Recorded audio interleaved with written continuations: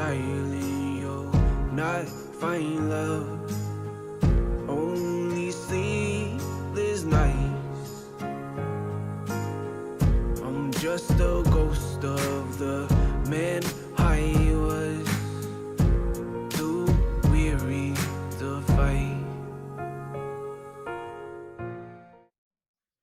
Hey guys, welcome to Beyond the Beard podcast, a podcast dedicated to discovering true masculinity. We have a really cool guest today. We have Chad the Dad with us today. How you doing, bud? Good. Thank you so much for having me. Yeah. And we should probably talk about our history. That would be I wanted to get your thoughts on that. No, so Chad and I have a very interesting history. So Chad is also my son's stepdad. Yeah, I would say that we've both had the same wife. Yeah, there is that is the way to say it. Just depends on what timeline you're on. Yeah, it's kind of like a trauma bond. Yeah, you know a little bit. Yeah. He tried to warn me and I didn't listen, and now we can bond over the same. Oh, yeah, no, it's no, honestly, like very genuinely, I am super blessed because I know that there are folks who struggle with their ex's spouses and significant others, and I gotta say, man, like Chad's been a great influence in my son's life, and I've been impacted by things he's said and done in a positive way, and so dude, it's been we've had a really good like working relationship for a long time. It didn't start out that way too. I think that forced us to grow up so quickly, man. In terms of like maturity and masculinity, to be like, absolutely, it's not about us, it's about the kids. Absolutely. Yeah, I think that was for me personally, like that was the huge breaking point. I was like, oh, like it doesn't matter how I feel about this. Like at the end of the day, you know, our son, like it's about his outcome. And so, you know, we can have opinions and you know, disagree and all that stuff, but it's like he has to come first. Absolutely. There's a lot that goes into that too, that I realize that as we decide to put our kids first, right? How much of our masculinity did we actually set aside? And then what was weird when I started thinking about that is how much of our masculinity actually grew. Yeah. So it was like which parts of our masculinity that we were like compartmentalizing in order to navigate this space. And then as I started to think about that, I started to realize that, man, like I don't even know how to put this, but you are going to be forced to be around people for very long periods of time. You think you're going to have this good friend, but then they move or something happens between the relationship, or they get a job where your schedules don't match up anymore. Yeah. However, whether we liked it or not, we were going to be around each other for a long time. And it's weird that that turned out to be a friendship. You know what I mean? Agreed.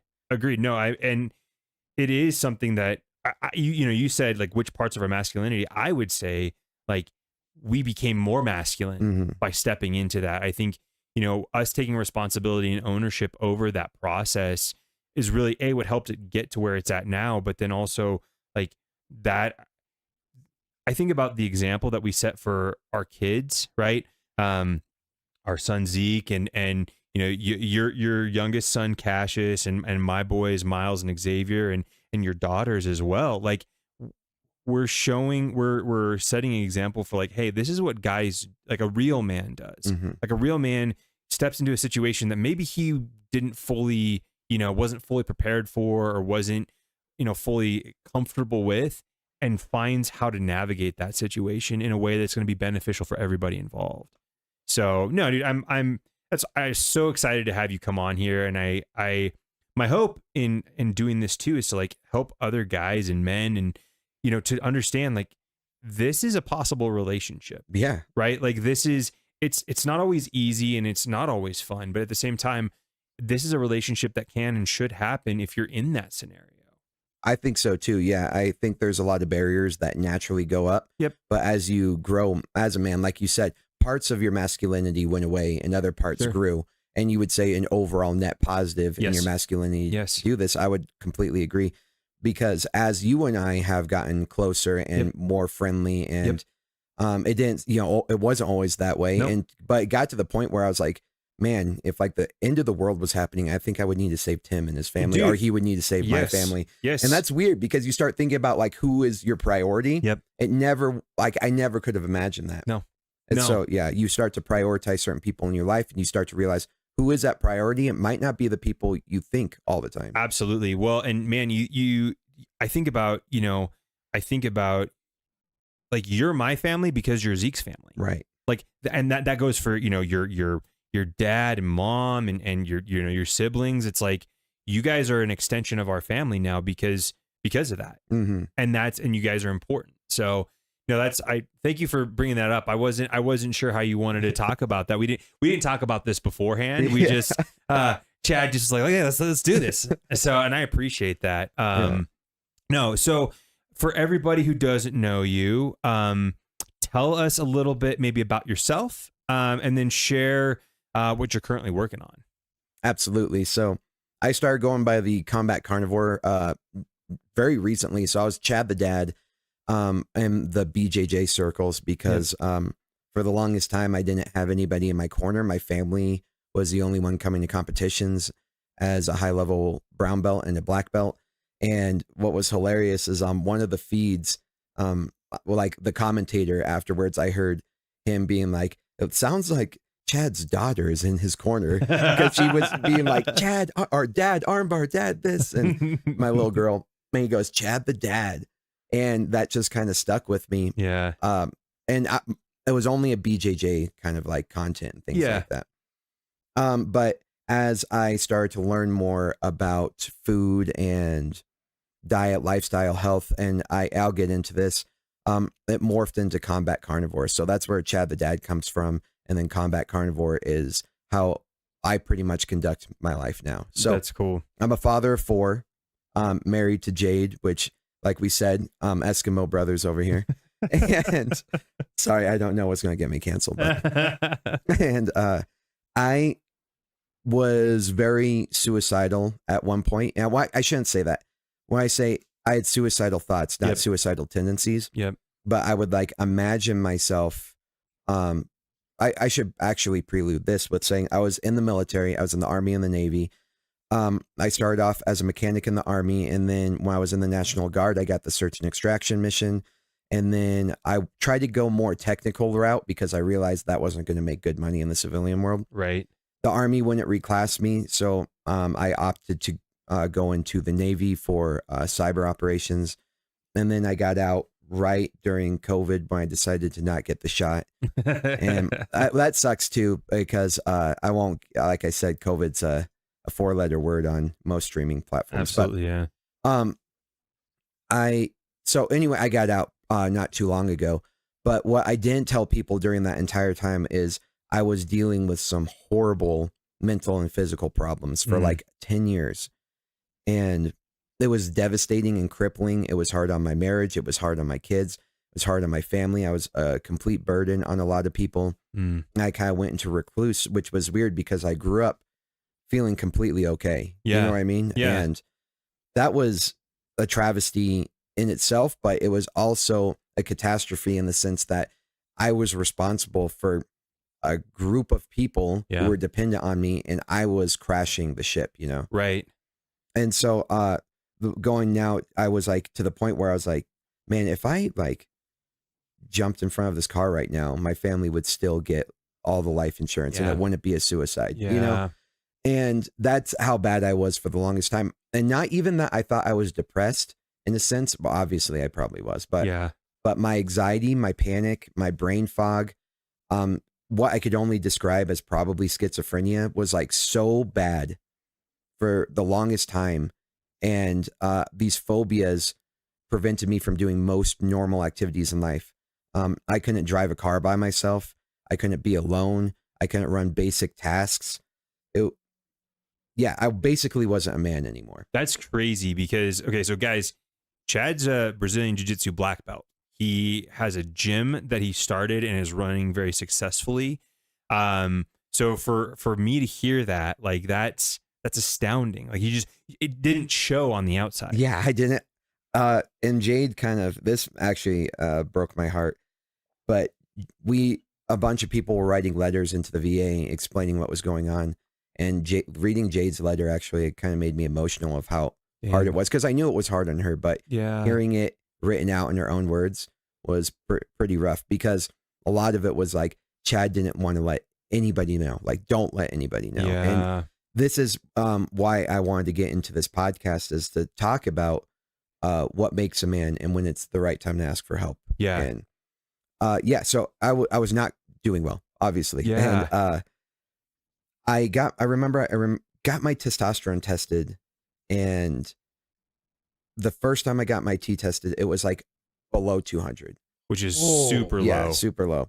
And the oldest one I could find, because as it's crazy reminiscing on all this and reflecting, because I'm doing all my medical paperwork for the VA claim. Yeah. And by the way, I was never going to apply for VA benefits because of a certain, I don't know, like ego. Yeah. And also, like, the way I acquired my PTSD was not necessarily getting shot at. So I was embarrassed by it. Like, I saw some horrible things, but that didn't affect me the way this one event. And I'll get into that. So I never thought it was just to claim VA benefits. Right. But now, as I've gotten older and more mature, I'm like, no, I think it's time to receive some help for the things that really held me back, that was put onto me by the Army. So I'm going through all my medical paperwork, and I'm seeing my testosterone levels, my cholesterol levels, all these other things. I'm just like, wow. Like, now that I understand these as I've gotten into them. But the first one that I can find, what my testosterone was a 247. Whoa. Yeah. So it was low for a long. That was some 5 years back, 6 years back. Whoa. Yeah. And at the same time, I'm like trying to do Brazilian jiu-jitsu and stuff. So yeah. All right. For those people who are like, what? Because I didn't know what the actual levels were. Can you tell everybody what the general range is for like a healthy male? Yeah. Like 300 is considered the low end of the normal range. Yeah. Depending on who you talk to. And remember, these levels, I hate when people say normal, because our society is so sick that all a normal is the statistics and the demographics that you get from that lab. So, for example, if you are testing at Quest Lab, who's getting their blood taken? People who are usually sick. Sure. And so they say, okay, people are generally in the normal range based on our mean data. Good point. Yeah. Like, that is a normal range. So this is people who are not dying are normally between here and here. Yeah. Before we start seeing markers of illness. But remember, our entire society is sick right now. It's estimated that 9 in 10 people in the United States are metabolically unwell. So that being said, the normal range, they say, is between 300 and 800. Yeah. Which, well, go ahead. I was just gonna say, I've heard really, like, kind of ideally for guys, like when you're in your like early 20s, mid 20s is when it's supposed to be at its highest, and somewhere between like 600 and 800 is tends to be like what they say is like healthy. Yeah. And so I'm looking at my blood work now, and I got some blood panels, fixing my diet, and this tripped me out. So I was 700 basically, like right below 700. This is most recently. Yeah. Okay. And this was me not even on my strictest form of the carnivore diet. And my cholesterol went down. Interesting. Weird. So I got rid of everything but red meat. And when I did this test, by the way, I wasn't even as strict as I was now, because I was including like fish and other things. Yeah. However, my cholesterol went down. My good cholesterol went up. Every other cholesterol marker went down. Total cholesterol, LDL, and my triglycerides as well. That was really cool things. My A1C got better. Like, every cholesterol marker got better. But what's interesting about that is that cholesterol is the precursor to testosterone. Yeah. Which a lot of people, and so this low fat, I guess, narrative that's been catastrophic for the United States and the Western world and the modern world has been so, I guess, such a like misleading concept. Yeah. Because it's making men less masculine. Yeah. And a lot of people don't realize, like, this impacts, I've been looking at this lately, like sperm count. It's been enacting in teenagers, like highly processed formula has been shown to like delay certain growth factors that even lead up to puberty. Dang. And then what's even weirder than that is cholesterol is a precursor to testosterone, but it's also the precursor to estrogen in women. So if they're not getting enough cholesterol and they're always taught to like eat salads and all this other BS, they need to be eating meat and they need to be eating cholesterol, because if you don't make enough, if you don't have enough rather, and your liver's working overtime to try to produce things that you're not feeding it, then they can't make estrogen. And between PCOS, which is considered type 4 diabetes, which is a number one precursor to being infertile, but also to not make enough estrogen to house an environment that is hormonally in homeostasis, then your body will be in a state of fight or flight or stress, and it won't want to produce or to bear a child. So between our diet and our environment, and now the narrative that I believe is being forged by this environment, I think we're just completely destroying men's health and women's health. And so that was very interesting, because now I see that in my markers, that as I've included cholesterol into my diet, it showed my good cholesterol was too low. And so it was always like dangerous. Previous. My testosterone was low. A lot of my cholesterol, like overall cholesterol, LDL, was high. And I had a lot of other messed up markers. But now that I've only eaten meat for a while, my testosterone is at a 700 or almost at 700. My HDL went up, my LDL went down, my overall cholesterol went down. And so there's a lot of, I'm confused, because we were told all the time to avoid red meat, avoid saturated fat, because this is going to cause heart disease. It's going to increase your cholesterol and you're going to die. However, I'm seeing the exact opposite trend. Interesting. Well, so, okay, let's jump back. Okay. So you are going through all this stuff, right? At what point did you kind of realize diet was part of like, or diet was maybe a solution, or what led you to like starting to change your diet? So I went from doctor to doctor, specialist to specialist. And not only was my mental state so debilitating, my brain fog was so debilitating, but my physical symptoms were horrible. Because everyone's like, if you're feeling bad, just go work out. I would get overheated and have panic attacks. And so like, I couldn't even work out, it felt like. And then I like was even not training jujitsu for a little while, and that was devastating. And so anyway, bouncing around from specialist to specialist. And I'll even say this, I was getting acute like flu symptoms like 4 times a week.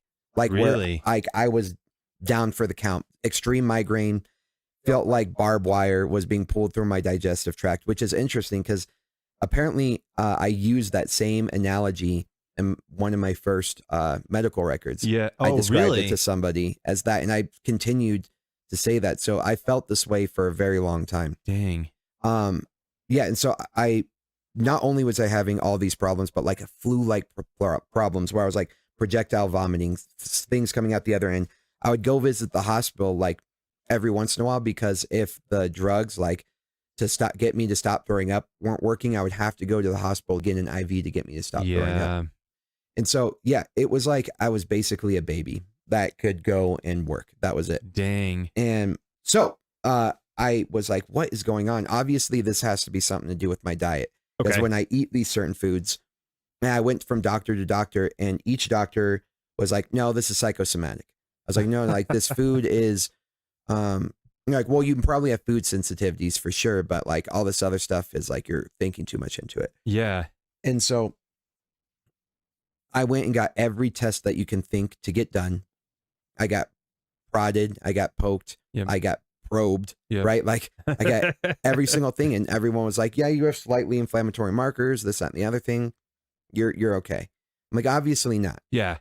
And so that felt like I was even more trapped. And then so I started doing my own research online, and I was like, well, diet can help with this and diet can help with that. And I was like, that's what my intuition was, right? Right. I was kind of suspecting that.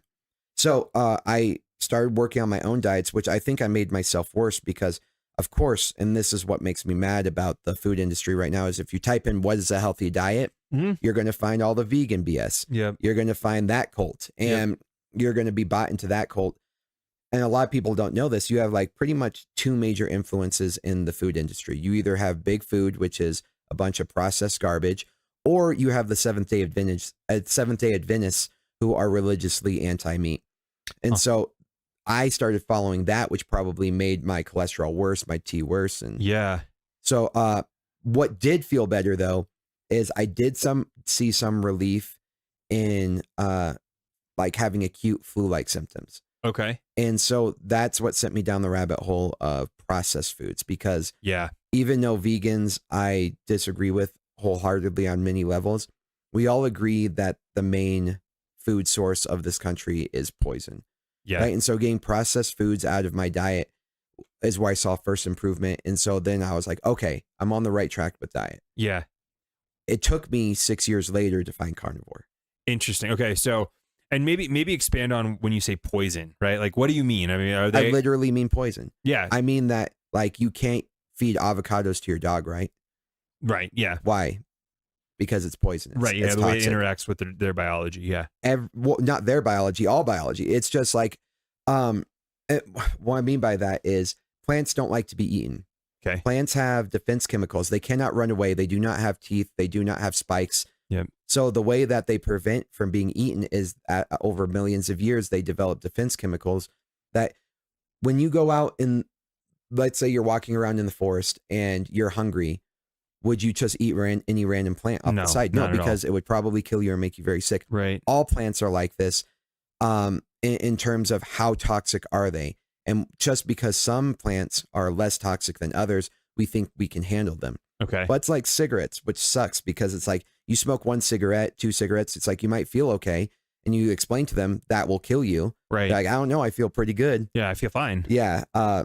But they have a lot of anti-nutrients like fiber.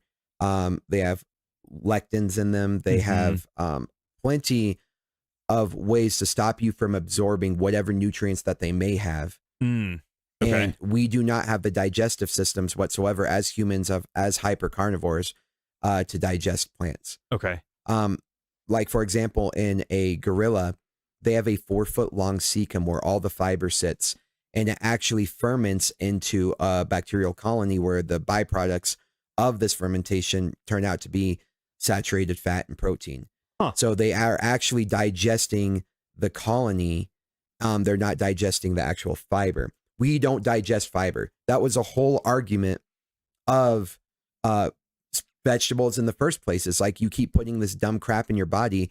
If we put a bunch of fiber into your body, you won't digest it. You'll be full and you'll be able to eat less garbage. And then it just pushes this out of your system. Okay. That was the original argument for fiber, because we've always known we can't. I shouldn't say we've always known, but in the scientific and digestive community, we've known that we can't digest fiber for a very, very long time.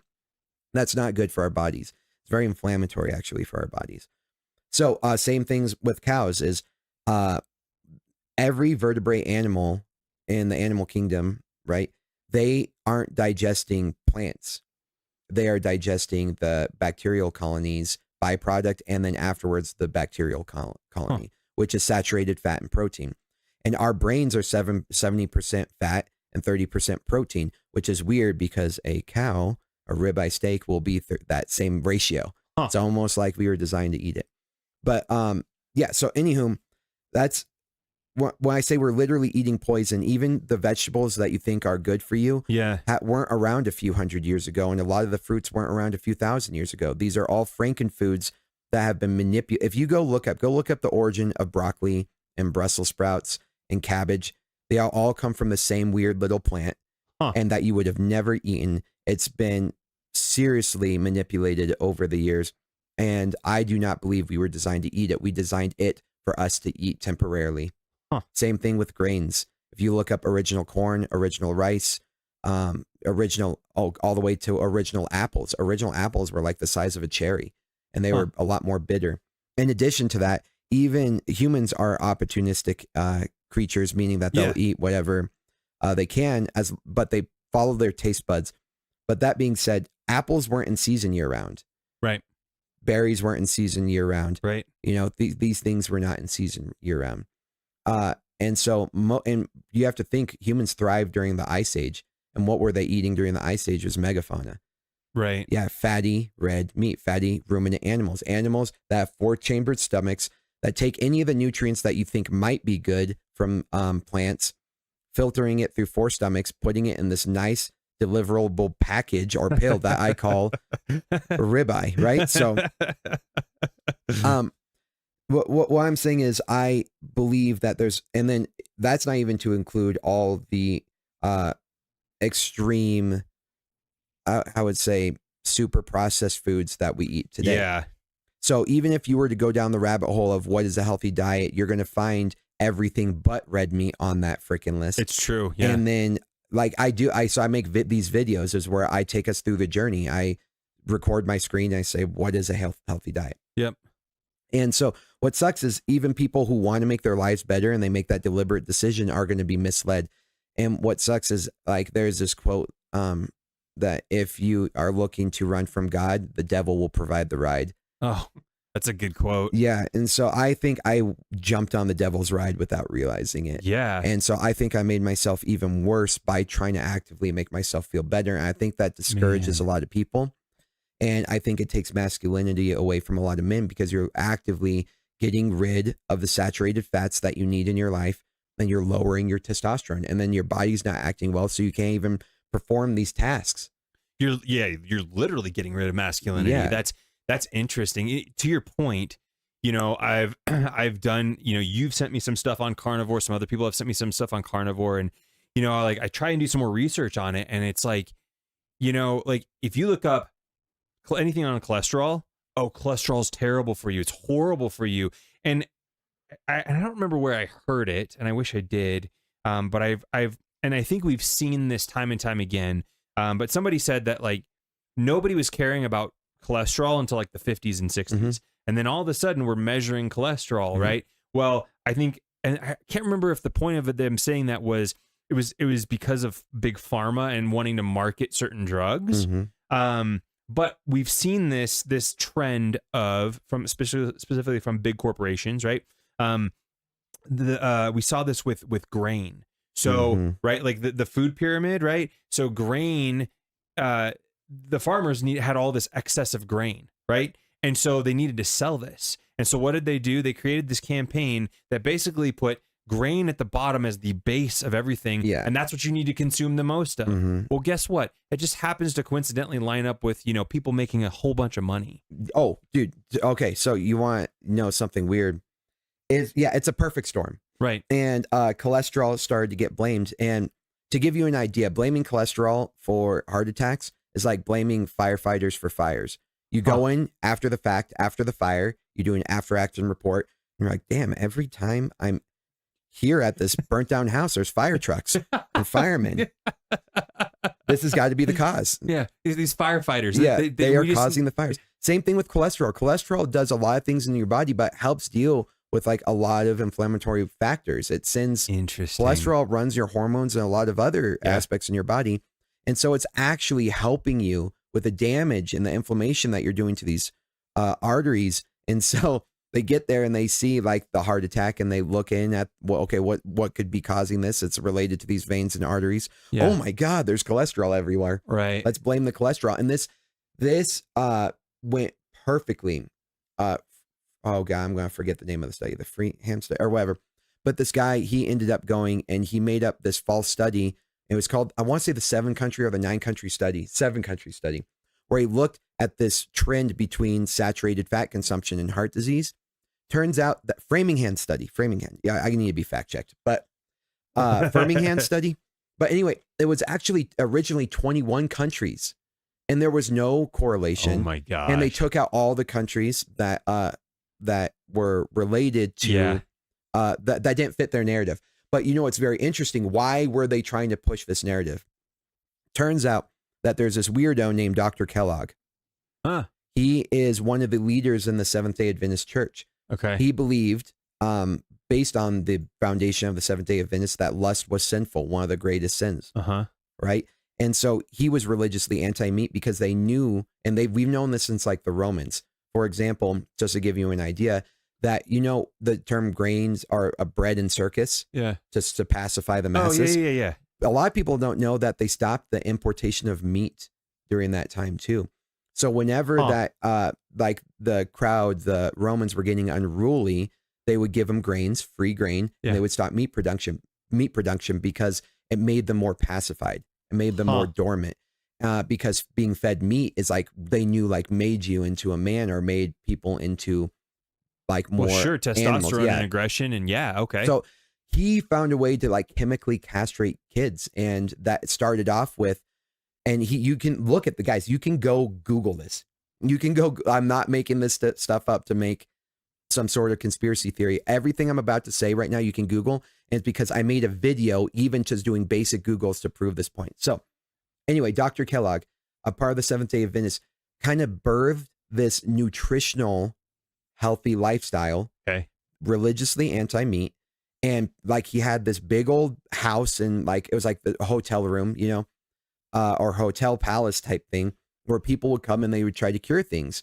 And he would literally, without anesthesia, circumcise boys and girls in order to prevent them to stop masturbating. And then he would feed them a high grain, low fat diet in order to like chemically castrate them and have them be bored. And that way they wouldn't seek lust. And he was even said to not have, what's it called? Formally christened his relationship. He really? He was celibate. Their entire, his marriage was completely celibate. That sounds like a healthy marriage right there. Yeah. I think the word you're looking for is consummate. Consummate. Thank you so much. But you know, like christen the ship, you know. I mean, you know, it's same context, yeah, exactly. Right? Yeah. Pop the bottle, you know. If you will. Yeah. Pull the pork, whatever. So anywho, the idea is that, consummate is a great way to put it. That's a very, politically correct way to say that. So he never consummated the marriage. He died probably never having experienced that because he was so religiously anti-lust. Interesting. Very interesting. So they end up becoming extremely powerful. Okay. Extremely powerful. I mean, look at Kellogg cereal. They own some of the biggest food companies. And they started birthing this idea of breakfast is the most important meal of the day. Right. Wake up and start eating a bunch of grains. And if you think about it, the hardest thing that your body can do as a species is to, like, look at our early ancestors, was to access food. Sure. Hunting, dodging predators, dodging poisonous plants, dodging, dodging the elements, and just surviving enough to kill an animal. Yeah. Yeah, that would be trauma for any Gen Zer, right? Like, you could, a basic day in our ancestors' lives, they couldn't survive, right? No. And so you have to realize that they dealt with a lot of atrocities on a daily basis. Yeah. And what's very interesting about that is, therefore, their brain physiology, that equilibrium or that homeostasis of their brain physiology, meant that they had to send these motivational chemicals and reward chemicals, obviously dopamine. Yeah. And so it's interesting that we wake up, and before we've even done anything productive with our lives, is we down thousands of calories, I feel like, but a ton of calories, and we get that dopamine release, which means it literally blocks off your motivational chemicals. Oh, and then your blood sugar goes up, which means your insulin goes up. When your insulin goes up, your blood sugar crashes. Your brain cannot access its fat stores because the insulin is up, and it's called leptin. So it's like your brain starts sending out ghrelin, which is your hunger signal to be like, we are dying. We are running out of energy. Yep. We need carbs now. And so basically you're hooked on the drug that is carbs from the second you wake up, and that's what we give our kids. And then we start to wonder why their hormones are imbalanced, right? Right. So Dr. Kellogg goes on to be very influential, starts meeting with people like Freud's nephew or whoever. Okay. Yeah. Okay. The doctor of propaganda, the birth of making us buy and access. Anyway, at the same time, the sugar companies, right, end up, and you can look this up, I want to say it's 1963 or whatever, they literally pay off Harvard professors, and they tell you the exact amount that they paid off the Harvard professors in order to say, hey, demonize saturated fat for these health problems, and annul sugar, like to say a sugar is not the problem. And so there's literally doctored studies. We can tell how much they were paid to make these studies to say that red meat's the problem, while simultaneously we got Dr. Kellogg over here saying that, like, meat, saturated fat is bad for you. And so everything is culminating. now we have all these farmers who have extra grains. Yep. And everything just seems to be this perfect mix up. Yeah. And to get all these studies. And by the way, did you look up? It was a Framingham study? Yeah. Is that what it's called? Yeah. Or Framingham. Framingham. Thank you so much. And it was that study came out. So it was like 7 countries, or they called it the 7-country study, but it ended up being 21 countries when we find out. So we start finding all these things out later that start demonizing meat, right, religiously at some levels. Yep. And then in the 80s, when cigarettes are becoming less popular, right, the 2 biggest cigarette companies start buying up all of the biggest food companies. Interesting. So Kraft and like all Kraft Lunchables and mac and cheese. Yep. So now everything, when you walk into a grocery store, look at 95% of the products, and they are all processed foods. Yeah. They are low fat. Yep. And when I should say low fat, some of them are high in fat if they are trans fats. You know what I mean? Yeah. It's much cheaper for our bodies, it's much easier for the industry to produce low protein diets. And what I mean by that is protein is expensive to develop. So everything on the shelf is low protein. It's dehydrated, it's processed, it's got soy, it's got engine lubricant as a joke. But like seed oils were originally engine lubricants, and that's all that's filled with the shelves, filled and packed in plastic. And the only whole foods, and by the way, when you walk into the market, it's always vegetables and fruits. Yep. You have to walk all the way to the back if you're going to find any meat.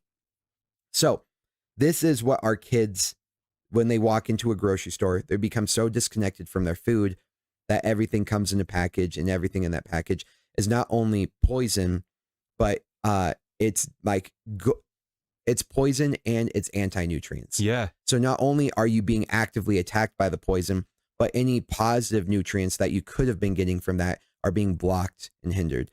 So this is the foundation of our food pyramid, like you were saying. Right. Yeah.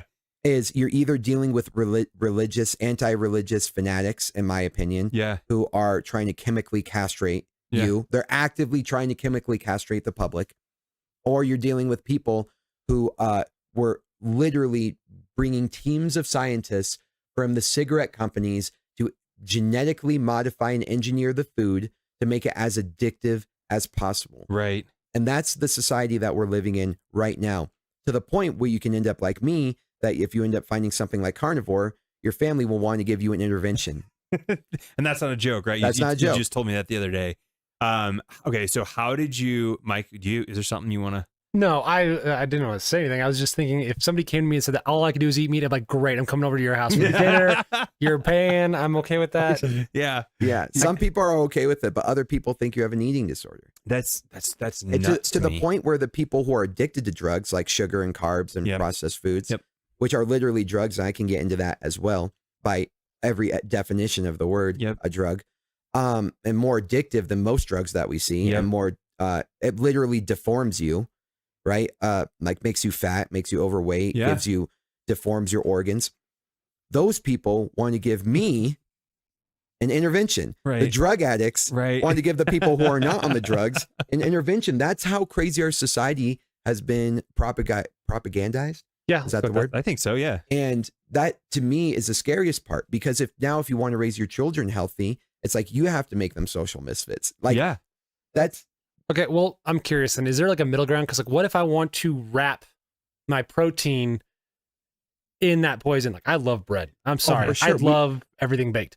Cocaine addicts love cocaine. That's why I get that. So like, I mean, hamburgers, right? Like, or like, was it beef Wellington, where it's like, it's battered and deep fried or baked or whatever. It's essentially like a croissant with beef in the middle, like stuff like that, where you're mixing these things. Are those as bad? I mean, like, you're ingesting some of it. Does that have any other? I would actually, okay. This is another rabbit hole. No, I would not eat it. One, because they're anti-nutrients. Also, remember, as it comes to defense chemicals, in society, who do we protect the most? Who do we protect the most? Like our kids? There you go. Okay. Your kids, your offspring, right? Yep. Your embryos, even. You know what I mean? When a woman is pregnant, you protect them more than other people. So what would plants in turn defend the most? Same thing. Their offspring, seeds, nuts. Yep. You know what I mean? Fruit. Yeah, exactly. So Well, not so fruit is a weird, got you. but the seeds within fruits, yeah, right? That's what I mean. Yep.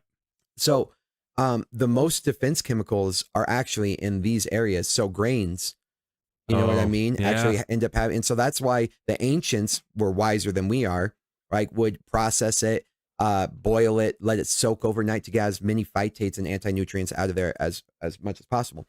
But I mean, like celiac disease, like at first was like, if you're gluten intolerant, like get out of here, you know. But now, you start to understand we are becoming more gluten intolerant because it's more processed. It's sprayed with glyphosate. It's got more defense chemicals, pesticides on it. But in addition to that, did you know like 90 million, you can look this up too, 70 million or 90 million birds a day die from pesticides being sprayed on plants and defense chemicals of animals? Like billions of bees are dying. Vegans don't want animals to die. Dude, tell me about it. It's the monocropping is one of the worst things you could do to the planet. Absolutely. They actually say that the Sahara was man-made desert by monocropping. What? Yeah. So the Amazon, it's argued, and the Sahara were both made by man by manipulating the environment. Interesting. Yeah. So we have a pretty huge impact on the environment. There's no telling that. But regenerative farming is actually what's actually fixing it. What's actually creating soil. Right. While monocropping is getting rid of our soil, and it takes like upwards of 500 to 1,000 years to build an inch of like topsoil or centimeter of top. You can fact check me on that. Something around there. But anywho, so no, grains I would not put in my body. But what's very interesting about that is a lot of people were like, well, I love sourdough bread. So, and that has like good bacteria and it kind of gets this. But what's very interesting is your body, and this is kind of an argument against carnivore at the beginning on the superficial level, is if you eat no more carbs. So vitamin C has a very similar structure in terms of what the receptor pulls it in as carbs. Okay. So when you eat a carb, it binds to these receptors. And so we believe that our vitamin C requirements need to be much higher.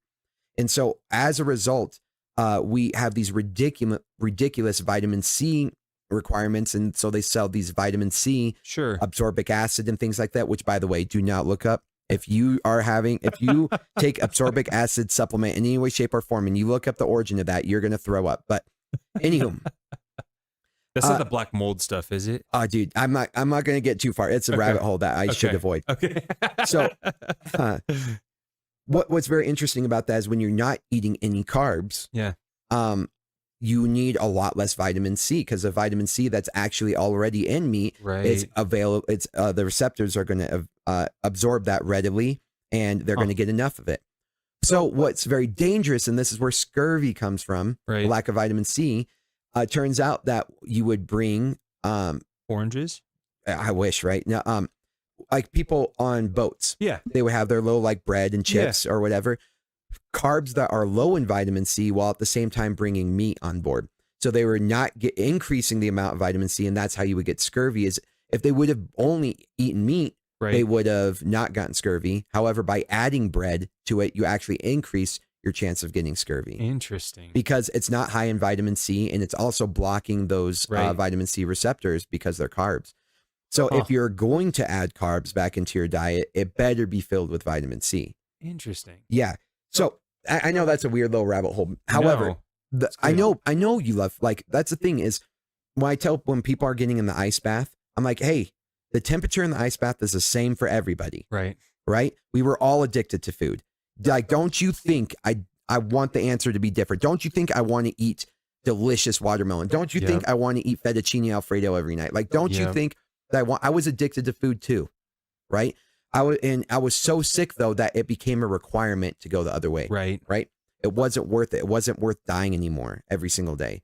It wasn't worth having these phobias and having this panic disorder, getting off my SSRI, so on and so forth. Which, by the way, giving men SSRIs, God, don't even get me started.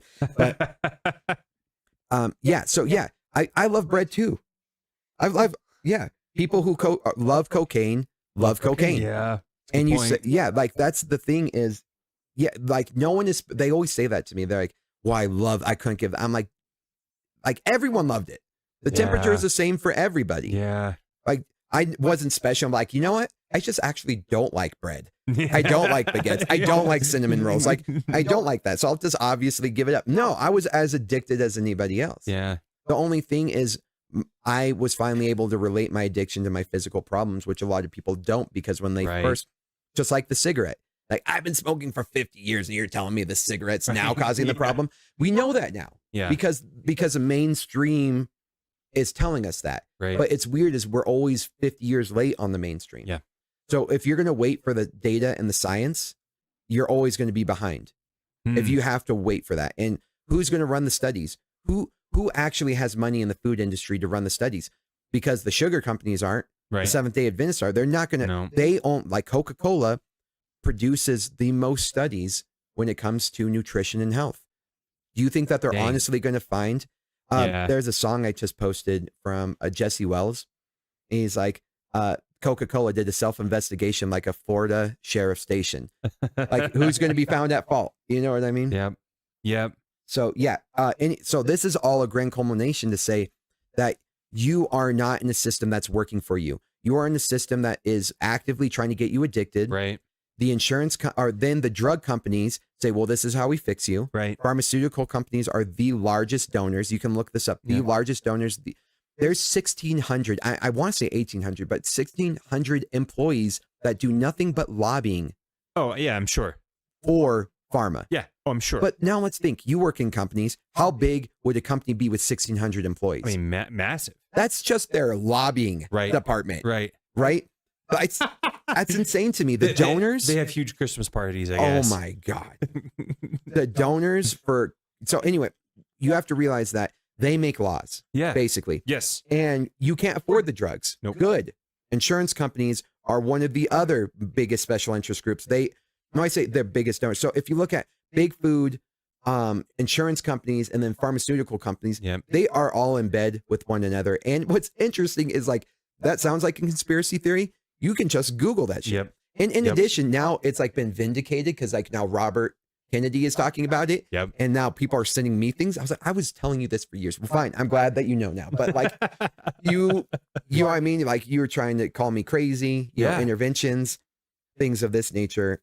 And we know now, even if you're not just completely carnivore, that this way of eating is not sustainable. Right. And they want to put you on drugs, and they want you to be a lifelong customer on these drugs. And there's nothing more profitable to them than a children who is on a drug that is either addicted or physically dependent on that for the rest of their lives.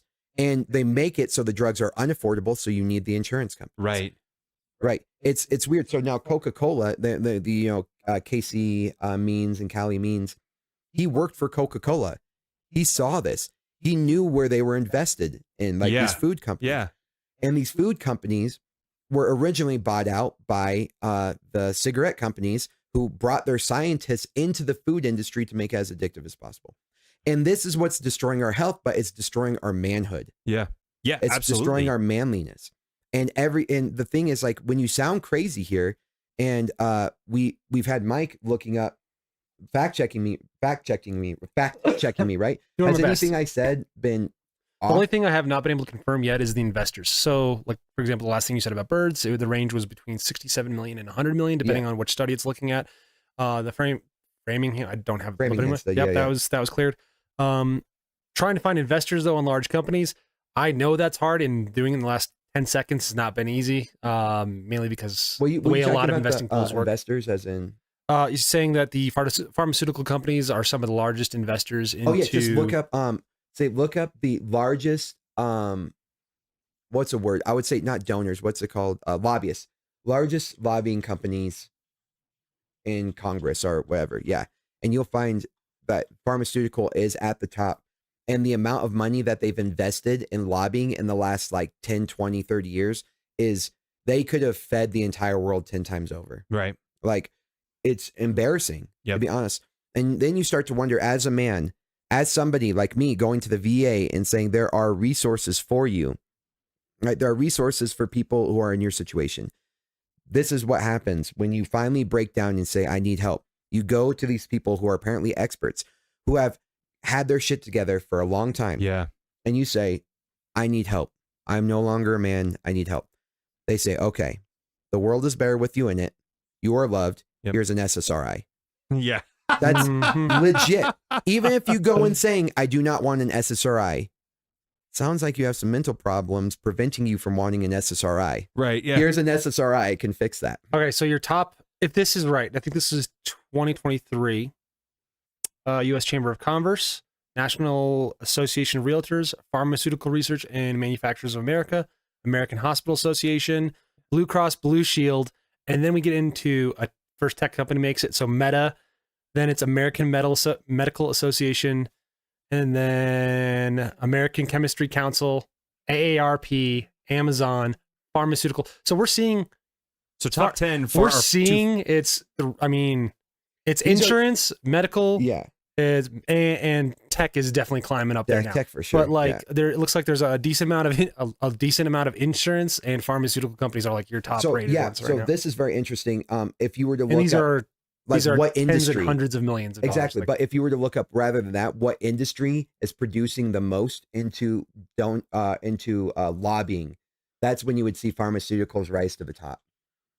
That's great. It's interesting as you're talking. I can't help but think like, not only do we have all this money and all these companies invested in doing this, the whole system is pharmaceutical and healthcare comes up. Yeah, the whole system. Oh, that's a lot of money. Yeah. How much, Mike? I don't even. It doesn't have commas in that one. Just give me a second.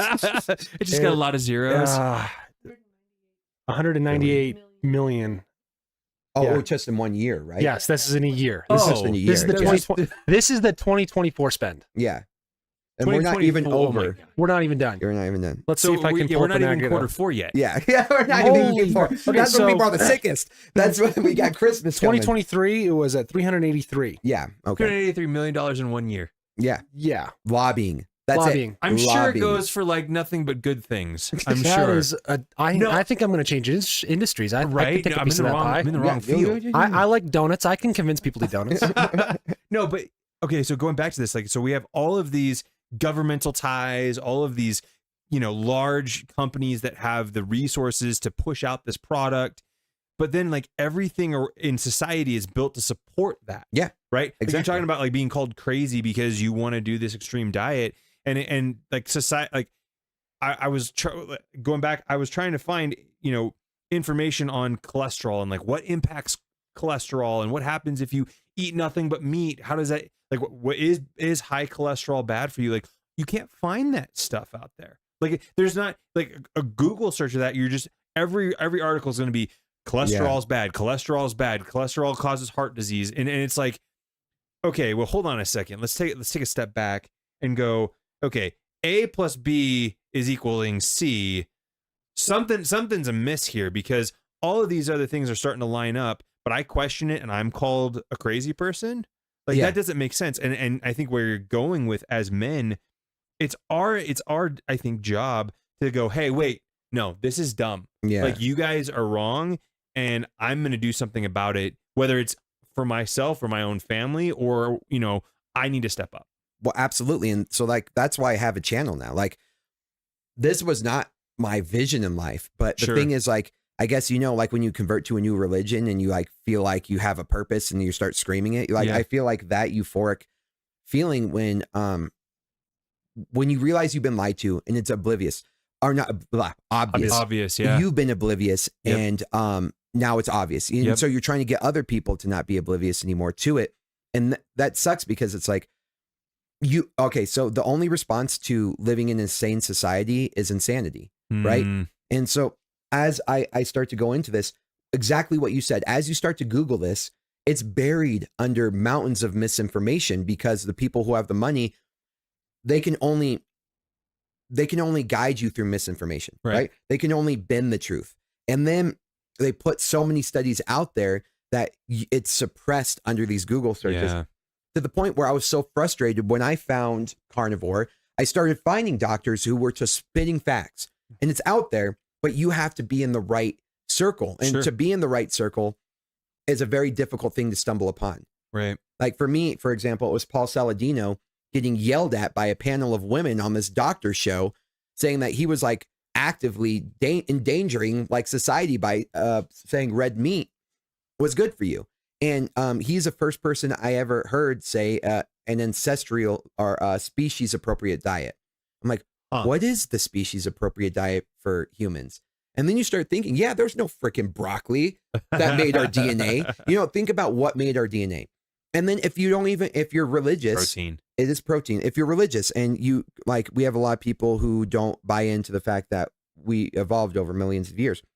Fine. When Cain and Abel made a sacrifice offering to God, right? God basically spit on the vegetables and the fruit offering, the plants. And he's always been desiring like a meat offering. Sure. Right. And then he's been very clear on the fact that we need to treat the body like a temple. Yep. Right. If you are fat, you are not treating the body like the temple.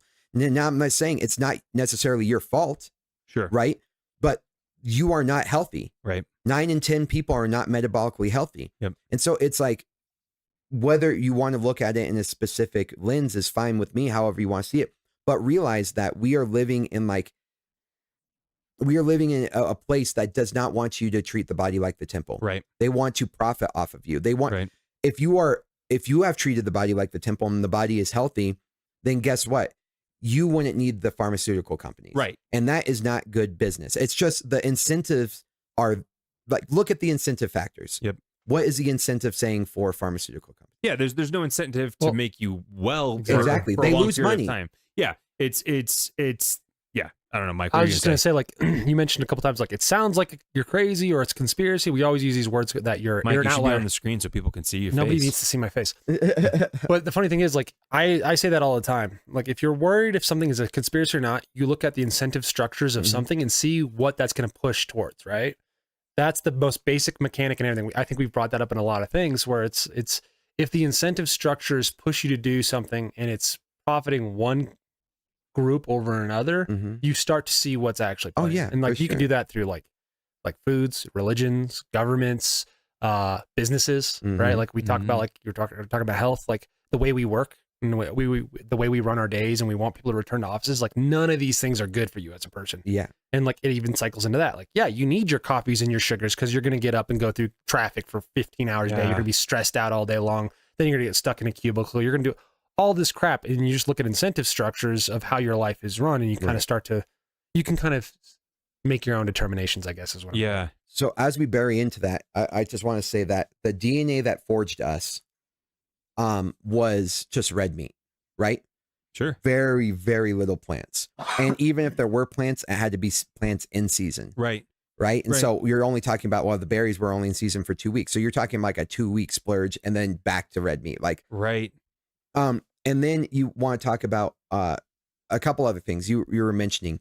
As I drive down, sometimes Jade and I would do this experiment, say, which one of these buildings would I never walk into again? Okay. And it was about 90% of them. Right. Restaurants, like just ridiculous things that you don't need. For example, when you start realizing that, restaurants are the biggest thing, but like grocery stores, like I just have a local butcher I buy directly from the rancher, right? I never really need a fridge again if I don't want one. I don't need a stove ever again if I don't want one. I just like use a smoker, defrost my meat, and then cook it. Right. There's like no refrigeration that needs to happen. I don't need a microwave. I'll never use a microwave again. I will never drink anything that's not water again. And I specifically won't drink certain water. I can get into that. But like how the industry, if everybody went carnivore, ate healthy, like pharmaceutical companies would upturn. Yep. Dental companies, I believe, would upturn. Because a lot of people don't know this, but crooked teeth was a birth of the agricultural revolution. Humans, they could tell you, anybody in anthropology. Thank you so much. And archaeology can look at bones, paleontology as well, right? And they say, oh, that's pre-agricultural revolution or post-agricultural revolution, based on the fact that our teeth were always straight. We weren't getting cavities. We weren't getting lesions. We weren't getting a lot of these things. So I believe all biology says we're designed to live to be 120 healthily. Yep. And the Bible even says that 120 is, and like a lot of weird things start lining up, right? That we had some ancient knowledge to that we are destroying. And so I start looking at the industry and how many industries would upturn overnight if we all realized that we didn't need 90% of what holds up this industry. Absolutely. It's funny that you say that because, you know, I look at the way Colorado Springs is growing, right? And you see these neighborhoods, and then what's the next thing that comes in? Restaurants, Starbucks, and none of these are like really providing real jobs. I mean, if you're a teenager or you're early adult and you're trying to like figure out your career, they're a great landing spot. Gives you work experience, teaches you some stuff. But that's not that was never meant to be your career. But what's right in our neighborhoods? It's nothing but restaurants and coffee shops and all those kinds of things that don't actually produce anything that's super valuable or doesn't make the industry better. And the other thing is entertainment. So bread and circus. So right next to your homes, you have food and entertainment. Those are the big things. And that's what keeps society dormant, right? Feed them a bunch of processed foods and then keep them entertained. Yeah. And you can do whatever you want on the back end. Right. So what is that movie? Runaway Jury. You guys seen it? It's is it Gene Hackman? Yeah, it's Gene Hackman. Anyway, they're doing a gun case, right? It's a shooting. And there's this one scene where, sorry if you guys don't know the movie. The premise is there's a gun case, and the defendants is the gun companies, and they hire a fixer essentially to come in and run the jury.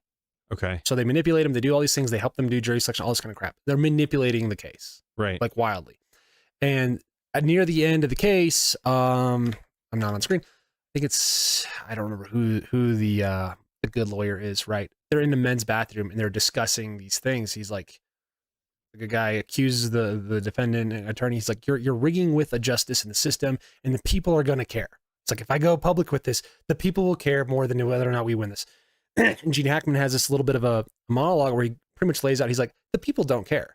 The people, what they want is they want to go home after a day's work, sit in their bark loungers and let the TV wash over them. It's like, that's really what it is. And that's how a lot of people see it. It's like, they really are trying to pacify you. They want you to go home and sit on your couch, crack open a Bud Light and watch Netflix and chill. Right? Yeah. Like, that's the most accurate, I would say. There we go. Like, you know what's funny? You won't care about an issue until it's on TV. That's right. Oh man, that's a good point. So like, like you're watching football, all of a sudden someone starts kneeling. You're like, this is interrupting my only time I get to watch. Like, no, I'm standing at home for the pledge now.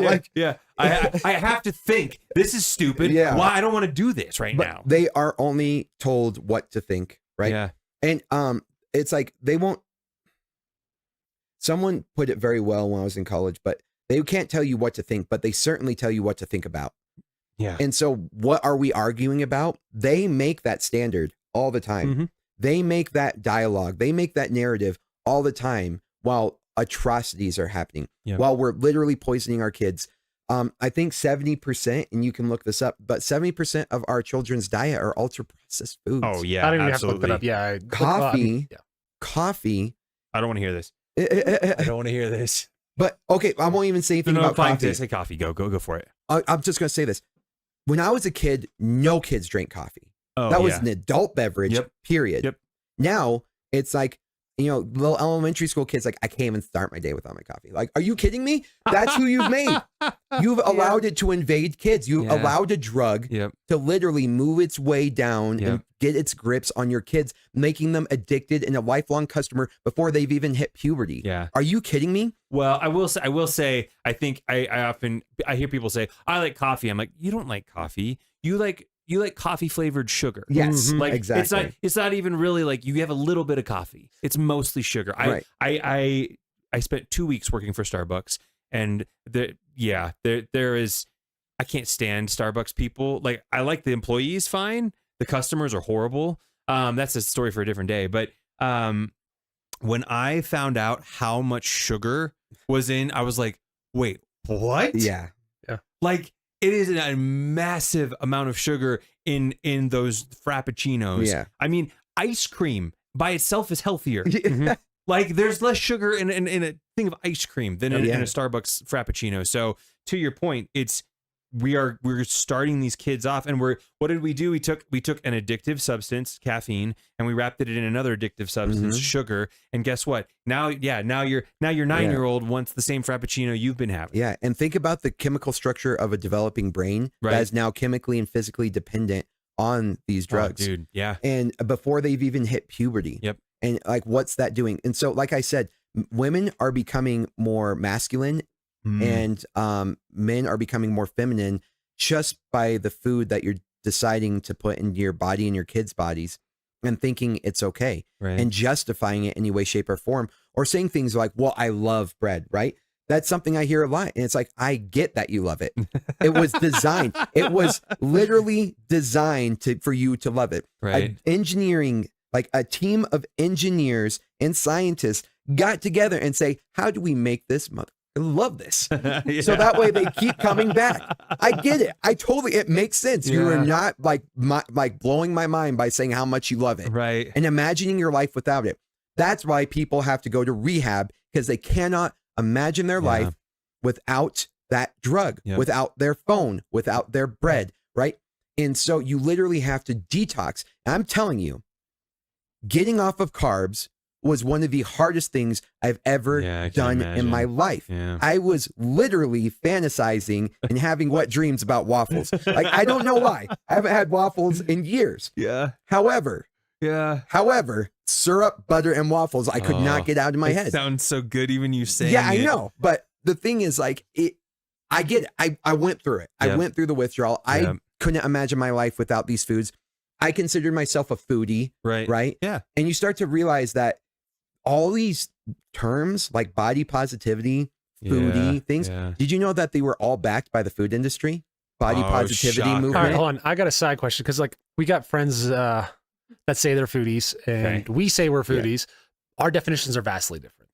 I look at food very much as an experience, right? Yeah. So it's like anything else. I like going mountain biking for the experience, and we can break that down to the chemicals that it releases in my brain and why I like it. It's essentially a very addictive sport because it gives me a cocktail of great drugs. Absolutely. I think food is very similar. So when you're eating, it can be an experience.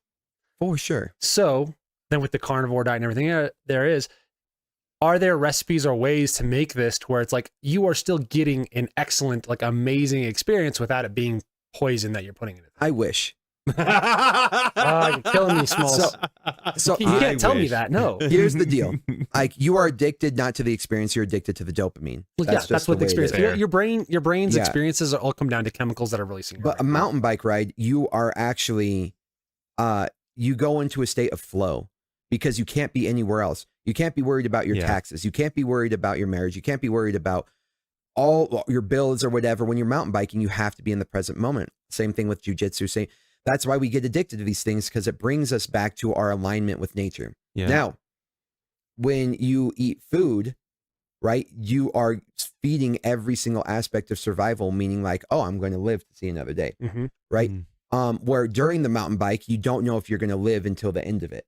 Right. Very different concepts and very different motivational chemicals being massaged and nurtured in that experience. Now, you, like, when we say you're about the experience, for example, the only time I think I will ever cheat on my diet ever is if I'm in Rome and I want to eat some authentic fettuccine Alfredo and things like that.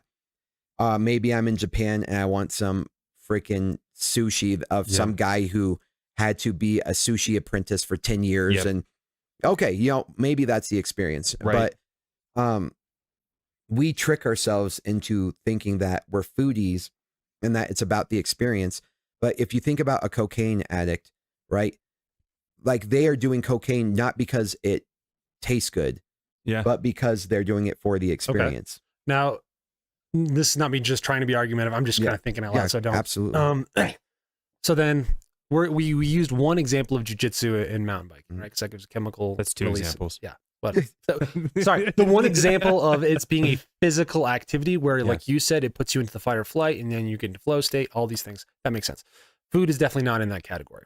And I don't think any foodie would ever say it kind of situates itself in that experience. Something more akin to it would be like music. Going to a concert and listening to a band, listening to a wonderful symphony, or extending that into paintings and experiencing art. So, because a lot of people say food is art. So then what would you say then in relation to those kind of experiences? So there's two things here. One, when we are doing a physical activity, we are doing something that is technically tricking our brain to survival, which means that we're hunting food. So when we're in a flow state, we're actually simulating, like, actively getting that food, right? So it's part of the food experience. Humanity has this cool little thing called language, and language is something that we've interpreted meaning and survival out of.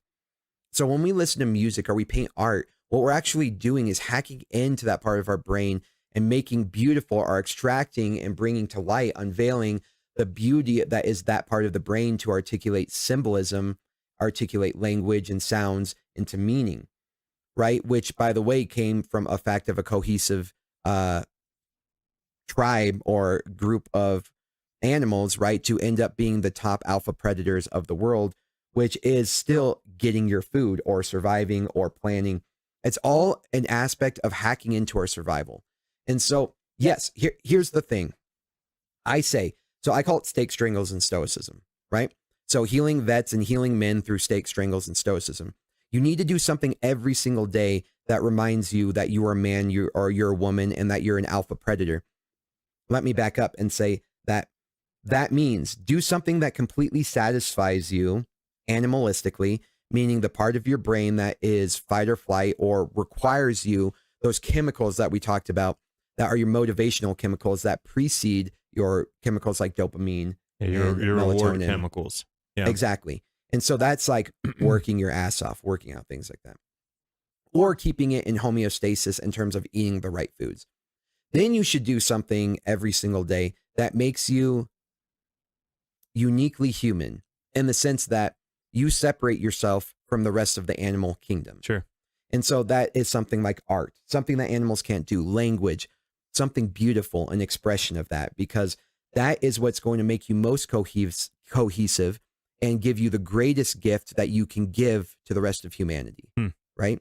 And it's a little bit of a hack of that language system. So like music is language, art is language. It's one of the greatest forms of communication that we could ever have. Yeah. And then in the last sense is you should do something that makes you humanly unique, in the sense that amongst all the other humans, you are you. You are not brainwashed. You have a philosophy. You have something that is not influenced by other people that makes you truly independent and unique. And so that for me, like that stake strangles and stoicism, where we eat a proper human diet and live a proper human lifestyle. Strangles is to bring us back to like that animalistic part and to heal our minds. Do something that requires you to reach like a fight or flight, or to get into a flow state, and then come out on the other side of it in a community of people that are there, and they're doing your trauma bonding, right? Yeah. Like I think trauma bonding is very important, because I believe, and it's weird. I just watched, we were watching Futurama.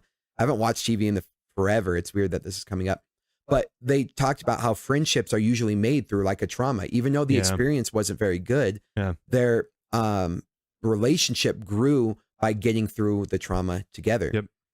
And so I believe in trauma bonding a lot, because I don't think trauma is supposed to break us. I think it's supposed to make us. We're supposed to grow from it. And unfortunately, our food system, which I can get into that as well, damages parts of our brain like the hippocampus, prevents things like BDNF, which is brain-derived neurotropic factor, and prevents stem cells from being released by keeping us in a dormant state. Anywho, so I believe that strangles are something like sprinting, or things that are going to release BDNF, put you in a fight or flight, put you in a flow, make it so you're only in and it's like kind of like simulating that hunt or simulating survival, doing something horrible to your body every single day, right? Because that's where our brain chemistry is designed to be in homeostasis. And then I say stoicism. The reason I didn't choose a religion for this one is because religion is very top down, what to believe, where stoicism, you can be a Christian and be a stoic. You can be a Muslim and be a stoic. Stoicism is the idea of thinking for yourself, making you 100% responsible for your actions and your reactions, your responses to the outside environment. You're not a victim. Regardless of what happens, you are responsible and autonomous over how you decide to interpret this world. Yeah. And so like your negative thoughts and things like that, you end up becoming a person who remains in control of you. Nothing else gets to control you besides you. You hold that ultimate responsibility. So I just say, like, for me, that got me out of a suicidal state. That got out of, I used to beg and pray for an hour of mental clarity, no brain fog. I would like sit and pray to whatever would answer me. I just want 1 hour of this brain fog to be gone, of this anxiety to be gone. Yep. I just want to be able to drive to the store and get something. I just want to be able to drive myself to work. Like basic things that people do every day without even thinking about. Yep. That was crippling for me. And when I felt that for the first time, after 10 years of misery, I was like in tears. Yeah. I was very emotional. To even have some sense or parallel to a normal human life, to be a man in some sense of the word. Yeah. To not depend on somebody for a single task. Yeah. So, and then Strangles obviously was that way once I was able to start working out again and get back into jiu-jitsu. I went from somebody who couldn't even be alone by himself to flying to Brazil and learning Portuguese and getting my black belt in the heart of Rio de Janeiro and opening up my own Brazilian Jiu-Jitsu Academy and being, I was somewhat achieved in the jiu-jitsu community. You know what I mean? I wasn't the best human in the world in my division, but I was, like, for example, the best brown belt in my division in both gi and no gi. And I was the 5th ranked brown belt in the world, which is crazy because it's like the top 100 were like super heavyweights and ultra heavyweights. I'm this little featherweight. And so like a lot of people commented like, how did a featherweight make it to the top 5? And so I was like semi-accomplished for somebody, and I was still like 100% not well at that time either. And now to be a 33-year-old who is in this carnivore world, all my last competitions, I've like just dominated. Mm-hmm. I felt great. I feel great in my business. Like I speak multiple languages. I'm doing all these things that I thought I would never be able to do again. And that all happened because steak, strangles, and stoicism. So regardless of that exact route, it can be a little bit different. My idea is to reach out to veterans, reach out to men, reach out to people who have PTSD, chronic illness, and let's find you your 3 pillars of the mind, body, and the soul. Something that reminds you something that satisfies your animal part of your brain, the human part of your brain, and the soul. Yeah. Right? I love that. Humanly unique and uniquely human. If you do those 3 things, I strongly believe that you will set up an environment, you will set up a narrative, and you will set up a habit system that will get you to living optimally. And so that's who I became, the Combat Carnivore, between being a veteran, being in combat sports, and being a carnivore, and having a stoic premise to my philosophy. And every single thing that you want to do is now held up by the structure. So if you think about stool or pillars, they all have to be the same exact size and length, because if you are broken in one of those other 2 cannot shine, and you will not live optimally, and the structure that you are resting upon will not be functional. Yeah. Like a stool with one leg that's messed up is not a functional stool. Yep. So you cannot leave one of those behind. And I know what it's like to ask for help and then just receive, thanks to the pharmaceutical companies. You are loved, right? The world is better with you in it. Here's a drug that is going to mess with your neurotransmitters and make you physically dependent on it. I get that. I've been there. I've been on the drugs, right? I have sought help, and that was the best that they had for us. Yeah. 22 vets a day commit suicide. 135 humans in the United States commit suicide. 68% of those are white males. Yep. You're 4 times more likely to commit suicide if you're a man. So out of those numbers, right, you are not set up in a good position to be a man in the society. We're actually pretty much disenfranchised when it comes to mental health. Yep. And when you do get guidance, it's not necessarily great guidance, in my opinion. I think that it's atrocious that after all these years, this is the best that they could come up with. Right. And that I was able to cure myself with just diet lifestyle. Yep. Like you actually hindered my healing process by getting involved. Right. You actually delayed my healing process by talking out your mouth, and it's not their fault. It's they don't know any better. They don't, like, doctors don't get nutritional. Yeah. They get like maybe a couple hours of nutritional lecture, and guess who gives the nutritional lecture? Oh, it's all pharma. Seventh-day Adventists in pharma. Yeah. Like, most of the instructors at medical schools or most of the curriculum is designed by pharmaceutical companies. Yeah. So you wonder, they're not treating the disease. No. They are treating a symptom momentarily. Yeah.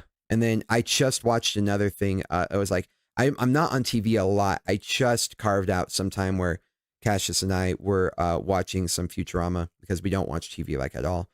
And oh, by the way, if you want to raise men, get rid of their iPads and phones. Oh, absolutely. Overnight. Yep. Period. People do not realize what's happening to their kids by shoving an iPad in front of their face. But anyway, we enjoy a movie every once in a while and a TV show.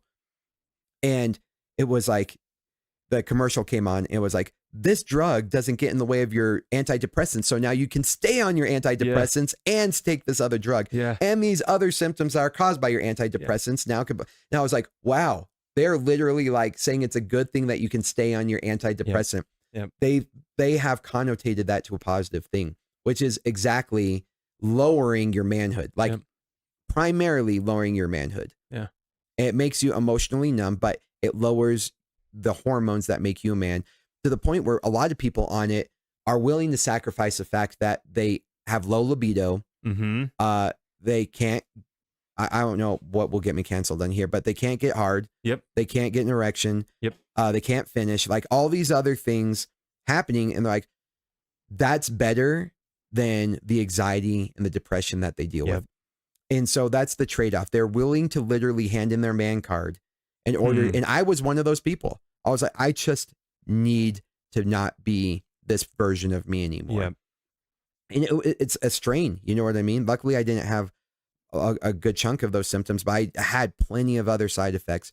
And that's a strain on your marriage. That's a strain on your self-perception. And it's like you're giving up one demon for another. Yeah. That's good, man. Dude, Chad, this is super fascinating, man. I think we could probably spend another couple hours talking about this. And I think we probably should here in the future.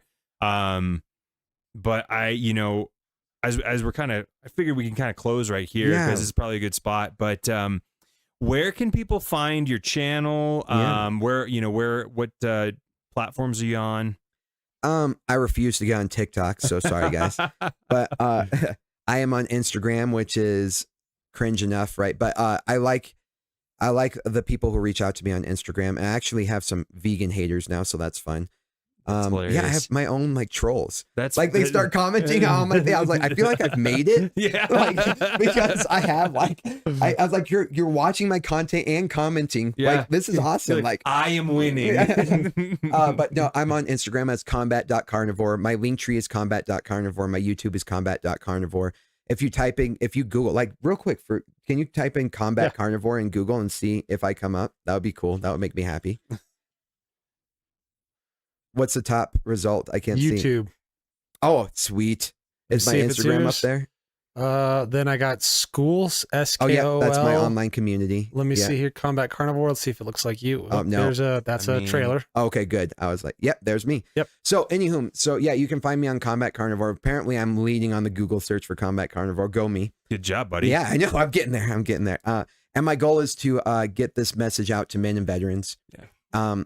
Like I said, 22 vets a day commit suicide. And what's very interesting is out of the 8,000 something veterans are committing suicide each year, over 5,000 of those are 50 years and older in age, showing me that this is a chronic issue and that they're not getting better and that they're going further into the cycle of depression. And I know that dark place, and I got out, and you just think you're trapped there. And so my goal is to say, veterans, you are not trapped. You are not broken. If you have PTSD, this is not something, it's not a lifelong sentence. In fact, it should be a stepping stone to elevate you. And I have gone through that, and I can help coach people go through that. So that's what my entire channel is about, is reaching men and veterans who are disenfranchised, and they've gone through the proper channels, and those channels have not helped them. Yeah. There's actually right now black labels on SSRIs to say it can actually increase your likelihood of suicidality, cause more depression. And I think that's atrocious, considering that like as low as 30% in studies to like 45% show an actual remission in symptoms. And so you're giving a drug out that in some cases less than 30% give you relief, and actually a significant amount of the time increase your suicidality and act on suicidal thoughts, because there's a stranglehold of these pharmaceutical companies on the mental health space. Yep. If you're one of those people, please keep following this podcast. Come check me out, but reach out. Yep. There's a lot of people, and a lot of doctors, and they come on my show, right? That's the big thing is I have a lot of these doctors, Dr. Sean O'Mara, Dr. Anthony Chafee, Professor Bart Kay, a lot of these experts, someone who's a neurosurgeon who's a carnivore and speaks about these things. And I'm asking the questions that I wish I knew. Does that make sense? And they start eliciting these responses in a way that's very candid. And so you're not lost. You are just like floating, and we are here. Like, you can come right to us. I can shine the light, and you can come find us in the dark. Does that make sense? Yeah. And though maybe what I say might not sit with you, but there are people who are going to be on my channel, and there's going to be people in my spaces that you might find because of me that might speak to you. And the idea is just to get you on the path. You're lost in the dark, and my goal is to shine a light from the path. You come to the path, and then it's like, you're on the path now. You know what I mean? That sounded weirdly religious. It wasn't supposed to be. There's a lot of religious connotation, but there's a good thing. You know what's very interesting is my spiritual world has changed completely since I've been on this. My connection with nature, my connection with what I can only describe as God. I started going to church. Like, that's crazy. Yeah, it's awesome. Yeah, it's weird because I was probably one of the most opposite people in that realm, but I stopped believing in coincidences. I started believing in my place in this world. So, good. So where could you find me? Social media, you can find me on Instagram. I don't really get on Facebook. YouTube is what I'm trying to grow right now. I got rid of my other Instagram channel and started growing my YouTube channel from scratch. Follow these channels. Follow the channel that we're on right now. Go follow my channel. I promise you there are answers out there, and the narratives that you keep getting pushed back on, you need to push back on them. Yep. You need to normalize being a man. You need to normalize masculine traits. You need to normalize traditional relationships. You need to normalize all these things that I was probably against when I was in my early 20s. It's like, no, like Jade now. Could you imagine Jade being a traditional wife, like a trad wife? She is now. It's weird. Awesome, dude. I went from getting my degree in math and physics, now, and working in cybersecurity. I didn't even get into that, but I worked cybersecurity for the government. I worked for some 3-letter agencies. I was way in the science and technology world. Yeah. And now all I want to do is get a plot of land and raise my own cattle. Yep. So there's a lot of things, there's a lot of aspects of life that we're completely wrong on and don't even realize it. So you are not lost. Get on the trail, get on the rabbit hole, find us online and do your own research. And it doesn't matter where you are right now. There's always a place to go back on. They did a study with these carnivores who were 90 years old, and they got them in resistance training, and they have body compositions of modern day 65-year-olds. You can reverse age with this. You can reverse your way of thinking with this. It's beautiful. It's awesome.